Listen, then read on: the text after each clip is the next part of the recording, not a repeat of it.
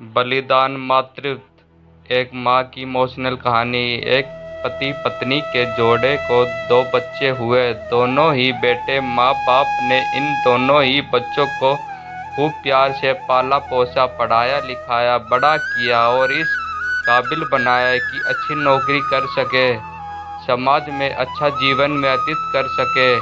अपने बच्चों के लिए दिन रात कड़ी मेहनत करके एक बंगले जैसा 2 मंजिला घर बना कर दिया, ताकि दोनों बेटे शादी के बाद भी एक साथ लेकिन अलग अलग कमरों में रह सके, ताकि आगे चलकर कभी बंटवारे का विचार ना आए और इनमें लड़ाई झगड़ा ना हो। दोनों बेटों को अच्छी नौकरी लग गई, दोनों की शादी भी हो गई। बड़ा बेटा जो घर के पहले माले पर रहता था, उसको एक बच्चा भी हुआ।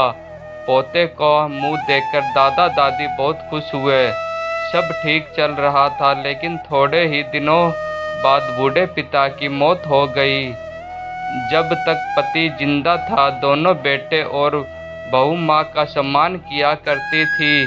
जैसे ही पति मर गया, दोनों बेटे और बहू दिन दिन माँ की सेवा करना तो दूर, माँ को हर दिन खाना खिलाने के लिए भी राजी ना थे। दोनों बेटे और बहुओं ने मीटिंग की और तय किया कि माँ को खाना खिलाने की जिम्मेदारी बांट ली जाए, यानी कि 15 दिन बड़ा बेटा खिलाएगा और 15 दिन छोटा बेटा खाने की जिम्मेदारी लेगा।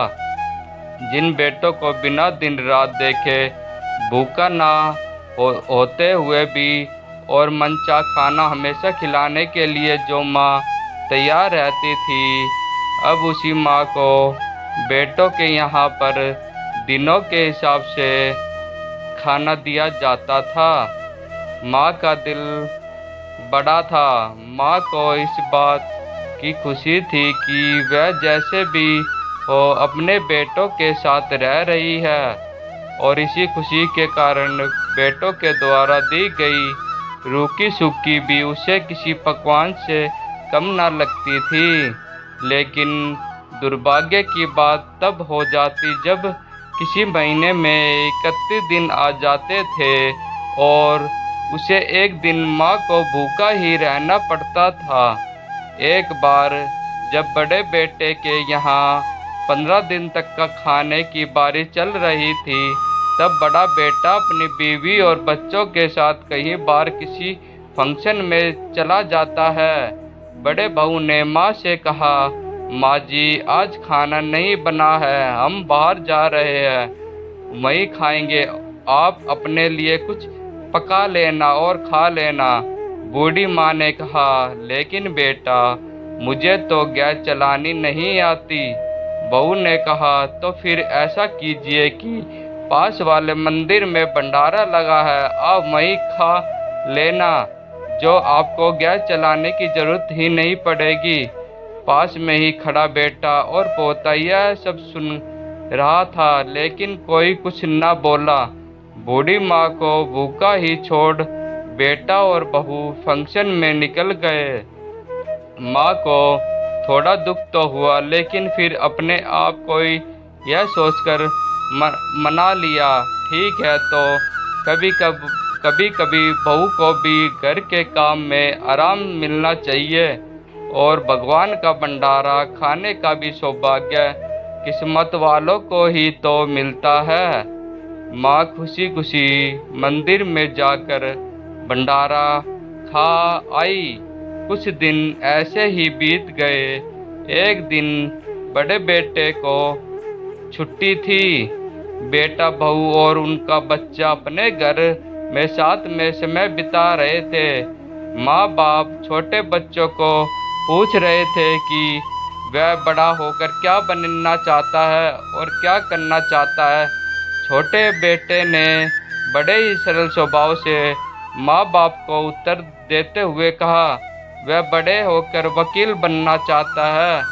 उसी इच्छा इस घर से भी बड़ा घर लेने की है, लेकिन वह घर मंदिर के पास होना चाहिए।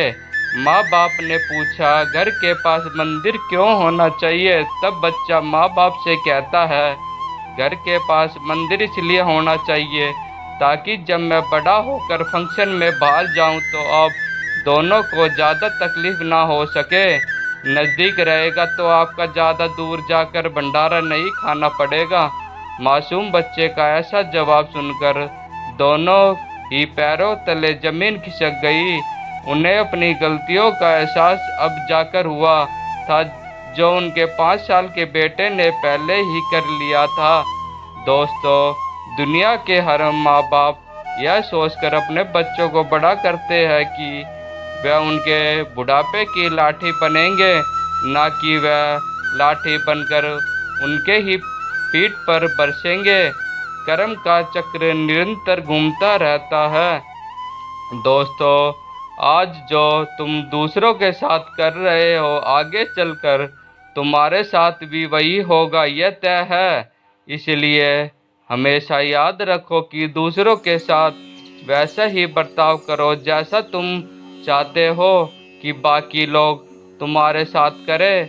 मैं जानता हूँ दोस्तों, यह माँ की भावुक करने वाली इस कहानी पढ़कर आप भी भावुक हो गए होंगे, लेकिन इस कहानी को लिखने का उद्देश्य आपको भावुक करने का नहीं था, बल्कि लोगों तक यह संदेश पहुंचाना था कि हमारे भारतवर्ष में जिन माँ बाप को भगवान का रूप कहा गया है, उनके साथ आजकल जैसा व्यवहार हो रहा है वह नहीं होना चाहिए।